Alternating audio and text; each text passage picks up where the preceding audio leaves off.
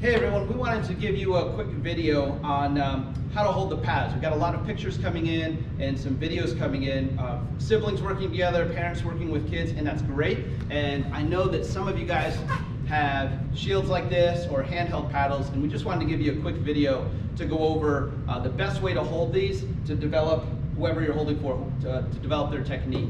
We want to make sure that we're not holding it in a way that could injure them or knock them off balance. We just want to go over some of the hand positions. So, Jojo, why don't you hop over here?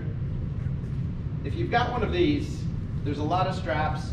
You don't have to use them any specific way. You really don't have to use them at all. You'll see me a lot of times holding in class where I just grab the corners of it and I pull it tight to my body. Tight to your body is the most important thing. We don't want to have this out here and the kicker thinks as they set up that they're going to get resistance at contact, but then there's 6, 8, 12 inches of motion before they get it. They can hyperextend their knee, they can twist their ankle, they could lose their balance. Not a great way to hold. So what I'm going to do is I'm just going to grab it by the corners and I'm going to hold this in here. Go ahead, Jojo, take a stance. Give me a spin back kick. Good. Hands up. Go.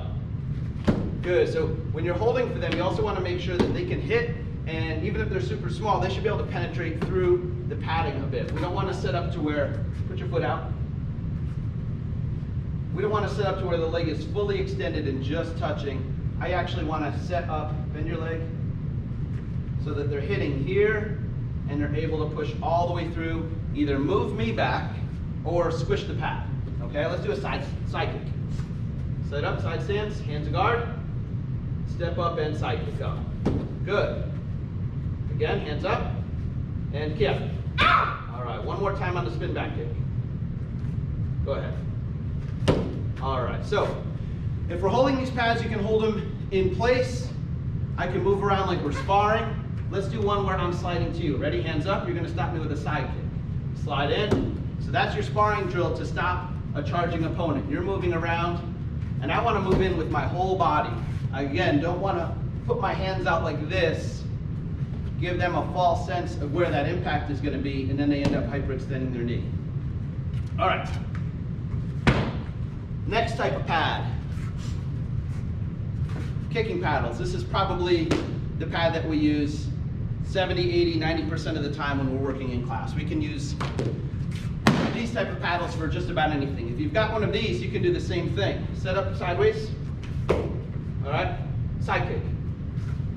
It can be used the exact same way. I just wouldn't want to hold it out here.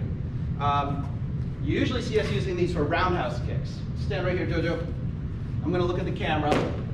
My hands are up. When I want to practice my roundhouse kick, I want to make sure that if it's coming off the back leg, it's getting all the way through my body.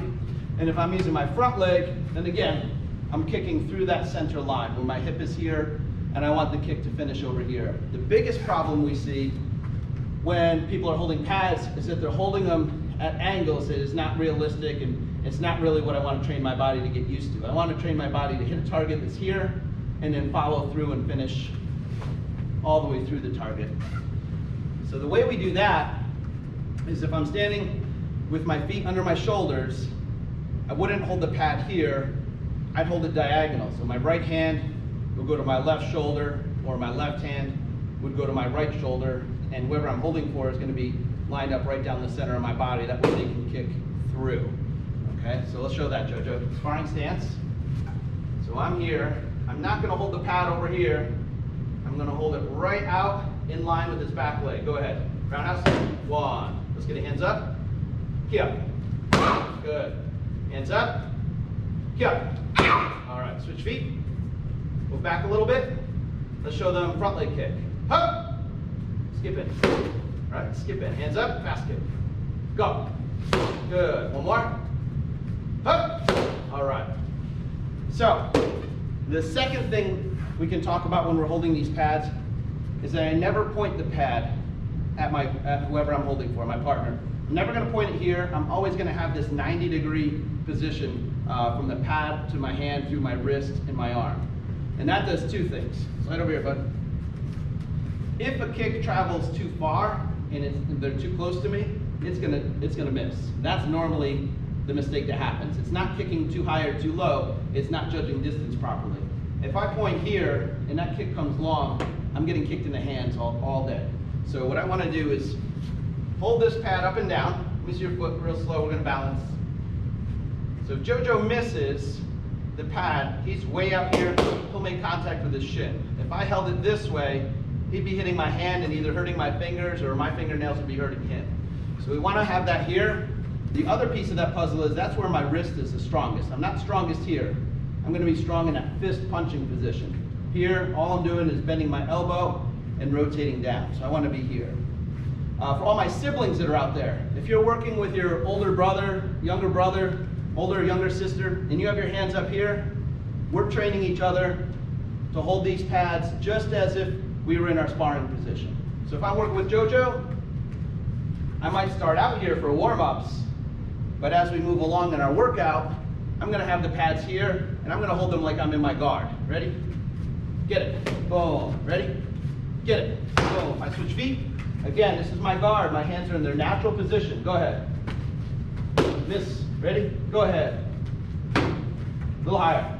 And get up. All right. So, when your hands are in their natural position and you're working with a partner, again, I'm the pad holder, but I'm getting my practice in with my partner. It's just as if I was moving around doing sparring motion drills with them. The only difference is I've got my pad and they're getting their kicking workout. Ready? Get it.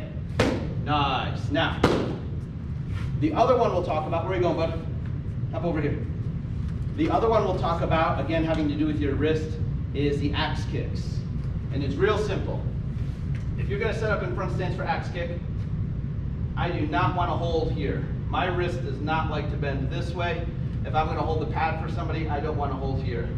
I again want to go back to my guard, my sparring position, open my hand, slide that pad in, and this is a very natural motion and it reinforces my sparring guard. Hands up, axe kick, 1. Good, bring it back.